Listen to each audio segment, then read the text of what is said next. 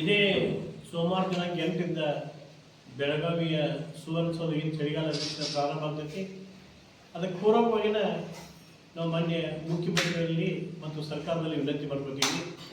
ಚಳಿಗಾಲ ಅಧಿವೇಶನ ಬೆಳಗಾವಿಯಲ್ಲಿ ನಡೀತಿರೋದನ್ನ ಉತ್ತರ ಕರ್ನಾಟಕ ಭಾಗದ ಸಮಸ್ಯೆಗಳಿಗೆ ಸ್ಪಂದನೆ ಕೊಡಿಸುವ ಸಲುವಾಗಿ, ಈ ಭಾಗದ ಸಮಸ್ಯೆಗಳ ಬಗ್ಗೆ ವಿಸ್ತೃತವಾದ ಚರ್ಚೆ ಆಗುವ ಸಲುವಾಗಿ ಅಥವಾ ಈ ಭಾಗದ ಬೇಡಿಕೆಗಳನ್ನ ಈಡೇರಿಸುವ ಸಲುವಾಗಿ ಅದಕ್ಕೆ ನಾವು ಸರ್ಕಾರದಲ್ಲಿ ವಿನಂತಿ ಮಾಡ್ಕೊತೀವಿ, ಮಾನ್ಯ ಮುಖ್ಯಮಂತ್ರಿ ವಿನಂತಿ ಮಾಡ್ಕೊತೀವಿ. ಏನು 8ರಿಂದ ಅಧಿವೇಶನ ಪ್ರಾರಂಭ ಆಗೈತಿ, ಅದರಲ್ಲಿ ಕನಿಷ್ಠ 5 ದಿವಸಗಳ ಚರ್ಚೆ ಆದರೂ ಸಹಿತ ಉತ್ತರ ಕರ್ನಾಟಕ ಭಾಗದ ಸಮಸ್ಯೆಗಳಿಗೆ ಪೂರಕವಾಗಿರಬೇಕು.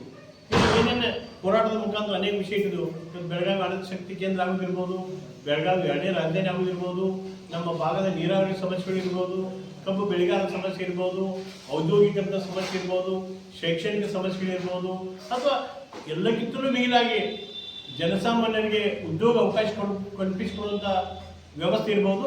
ಮತ್ತು ಇನ್ನೊಂದು ಭಾಳ ಪ್ರಮುಖವಾಗಿ ಅಂದ್ರೆ ಬಹುಶಃ ಉತ್ತರ ಕರ್ನಾಟಕ ಭಾಗದೊಳಗೆ ಅನೇಕ ಪ್ರೇಕ್ಷಣೀಯ ಸ್ಥಳಗಳಿದಾವೆ.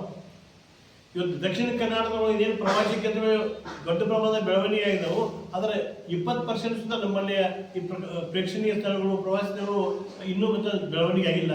ಇದೆಲ್ಲಕ್ಕೂ ಪೂರಕವಾಗಿ ಕನಿಷ್ಠ 5, ನಾವು ಹೇಳೋದು ಕನಿಷ್ಠ 5, ಹಂಗೆ ನಾವು ಸೂಕ್ಷ್ಮವಾಗಿ ವಿಚಾರ ಮಾಡಿದ್ರೆ ಈ ಅಧಿವೇಶನ ಉತ್ತರ ಕರ್ನಾಟಕ ಸಲುವಾಗಿ ಆಗ್ಬೇಕು. ಯಾಕಂದ್ರೆ ದಕ್ಷಿಣ ಕರ್ನಾಟಕದ ಸಲುವಾಗಿ ನಿರಂತರ ಅಧಿವೇಶನಗಳು ಹಾಕಾವಿ, ಪ್ರತಿ ವರ್ಷ ಯಾರು ಅಧಿವೇಶನ ಹಾಕಾವ. ನಮ್ಮಲ್ಲೇ ಉತ್ತರ ಕರ್ನಾಟಕ ಬಗ್ಗೆ ಇರುವುದೇ ಇದೊಂದು 10 ದಿವಸದ ಅವಕಾಶ. ಅದಕ್ಕೆ ಈ ಸಂದರ್ಭದೊಳಗೆ ಹೆಚ್ಚಿನವಾಗ ಉತ್ತರ ಕನ್ನಡ ಅಭಿವೃದ್ಧಿ ಸೀಮಿತವಾಗಿ ಚರ್ಚೆ ಮತ್ತು ಆದೇಶಗಳು ಪೂರಕವಾಗಿ ನೀಡಬೇಕು ಅಂತಾಗಿ ಬೇರೆದ್ದೆಲ್ಲ ಅದಕ್ಕೆ ಸರ್ಕಾರವನ್ನು ಒತ್ತಾಯ ಮಾಡ್ತೀವಿ.